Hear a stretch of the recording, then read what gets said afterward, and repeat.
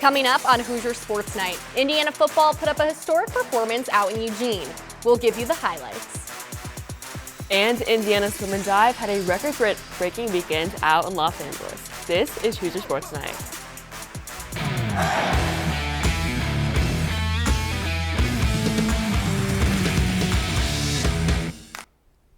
Hello and welcome to Hoosier Sports Night. I'm Josie Broyles. And I'm Gigi Welp.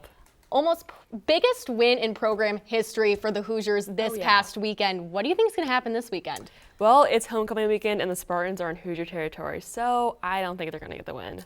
I agree. You know, Indiana football defeated a top 5 opponent on the road for the first time in their program's history as they beat Oregon last weekend. Let's head out to Eugene. It's a loud one in Autzen Stadium, packed with Ducks fans, but Hoosier fans did make the trip out west to Eugene, Oregon, which just made for an even more exciting game because there were fans there that really did see the crazy win. First, we've got Dante Moore, who scrambles right, makes the first touchdown of the game, and Oregon is now leading 7-3. We can't get too excited yet.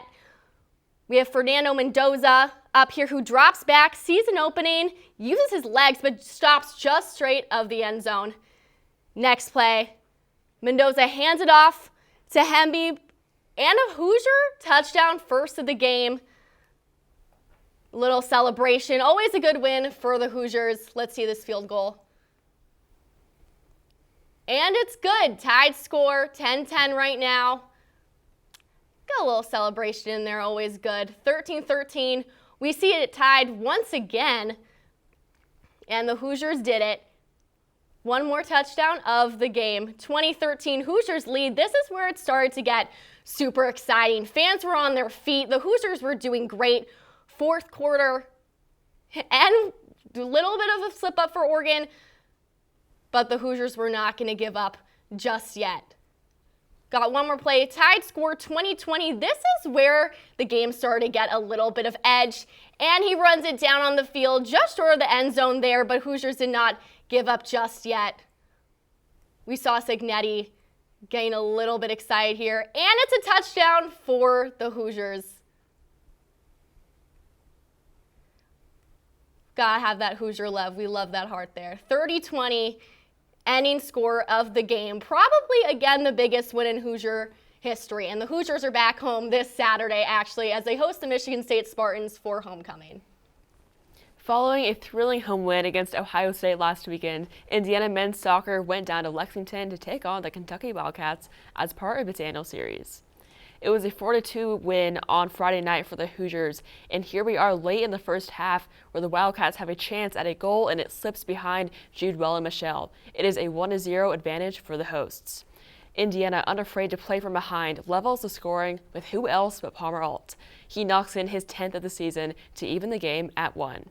You think the Hoosiers were done there? Not so fast. Colin Zaduro makes a nifty move to set up Palmer Alt again.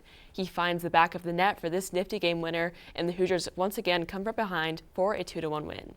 The Hoosiers are back in Bloomington to take on Division III Hanover College on Friday. Follow our IUSTV Sports men's soccer beat for updates. This past Sunday, Indiana women's soccer made the trip up to Ann Arbor to take on the Michigan Wolverines. The Hoosiers started brilliantly, striking first courtesy of Paige Droner's first goal of her collegiate career. They added a second after sophomore midfielder Maggie Ledwith scored in her second straight game, giving the Hoosiers a 2-0 advantage. Michigan responded as senior striker Callie Burrell scored a second-half brace to claw the Wolverines back to a 2-2 draw, the Hoosiers' first fifth draw of their Big Ten campaign. Indiana women's soccer will have their next opportunity to turn these draws into victories when they conclude their Michigan road trip in East Lansing, taking on the Michigan State Spartans. Indiana field hockey took on Miami of Ohio on Monday for their last non-conference game of the season. The first 30 minutes of the game started off scoreless, with both teams fighting to be the first to score. Freshman midfielder Justina Inces scored first for the Redhawks in the 34th minute, with Indiana's junior forward Teresa Ricci right behind her, scoring in the 36th minute to tie the game 1-1. Miami, Ohio then countered with a goal from graduate back Berta Mata in the 37th minute to gain the 2-1 lead. Indiana found a goal in the last seconds of the third period from junior back Hannah Riddle to tie it all up, 2-2. However, Miami, Ohio's freshman midfielder Milena Sabas got a goal off a penalty corner in the 50th minute to win the game 3-2.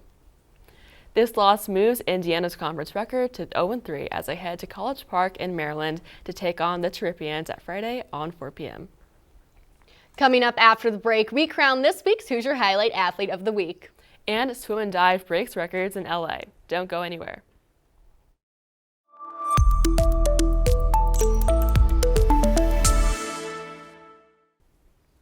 Welcome back to Hoosier Sports Night. Joining us in studio for this week's Hoosier Highlight is IUSTV sports reporter Julian Zielinski. Julian? Thanks, Gigi. Our Hoosier Highlight Athlete of the Week is Elijah Surratt, the Indiana wide receiver who made play after play in Indiana's win over the then third-ranked Oregon Ducks this Saturday. The star of Indiana's pass game hauled in 8 receptions for over 100 yards receiving, along with a huge touchdown catch in the fourth quarter on a back shoulder throw from quarterback Fernando Mendoza. Surratt has been Mendoza's go-to man all season, with the star receiver already hauling in over 500 yards receiving on 39 receptions, along with 7 touchdown grabs. This historic win for the first Indiana football has made against top 5 teams on the road, with the team previously going 0-46. In any case, the win puts Indiana in the driver's seat in the Big Ten as they look to continue that success this Saturday on homecoming weekend against the Michigan State Spartans. For Hoosier fans, the only thing they can count on is Elijah Surratt to be open 24/7, as number 13 will have his eyes set on another big performance. With that, let's send it back to you guys at the desk. Swim and dive traveled to LA. Both men's and women's teams are in the top 15 rankings. Indiana Swim and Dive won all 5 events this past weekend in LA. They faced USC, UCLA, and Texas A&M. Here are the notable performances. Liberty Clark won the 100 free, her 3rd victory this weekend. Miranda Grana won the 100 fly. 7 divers qualified for zones. Joshua Hedberg performs a back 1.5, scoring 334 points on 1 meter. Liberty Clark won the 200 free with the 2nd best time in program history. The men's and women's teams combined for 18 wins. They'll head down to Lexington next week to face Kentucky. Indiana volleyball suffered their first conference loss against Michigan State in East Lansing on Sunday. The Hoosiers were no match for the Spartans' fast and aggressive offense, which effectively led to them sweeping the match 3 sets. Indiana's offense wasn't up to their usual standard, with 28 attacking errors and a season-low .67 hitting percentage. However, this loss comes after a win over Michigan on Friday, where the Hoosiers finished off the Wolverines in 3 sets. Senior outside hitter Candela Alonso Carcelis and freshman outside hitter Jaden Jager had 15 kills each, and sophomore middle blocker Ella Borsema continued to dominate the defense with 8 blocks.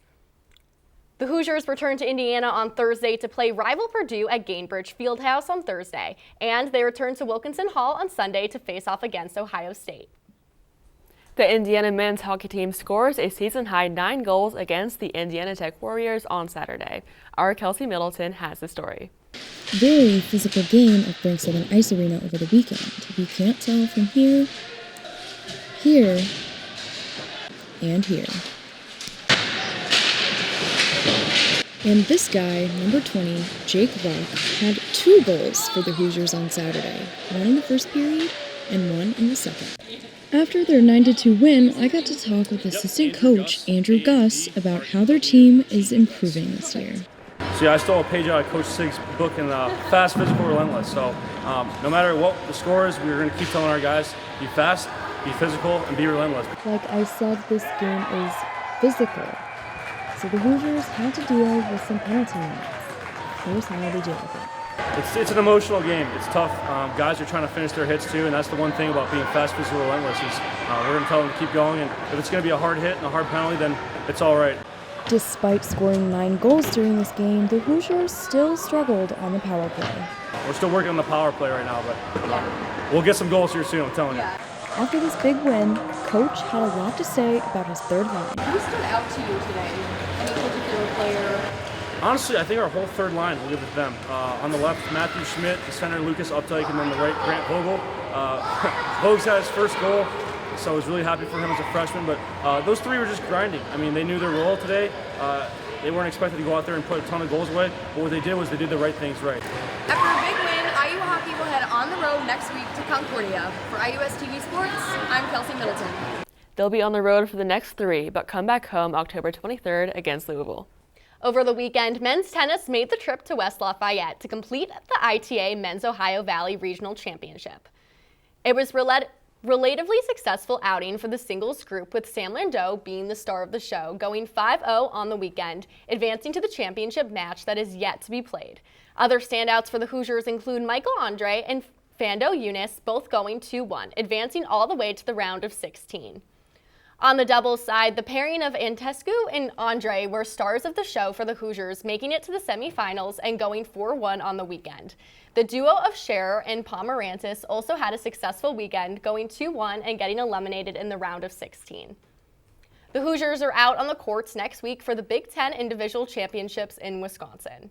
Joining us in studio for this week's Candy Stripe calendar is IUSTV sports reporter Tommy Fox. Tommy?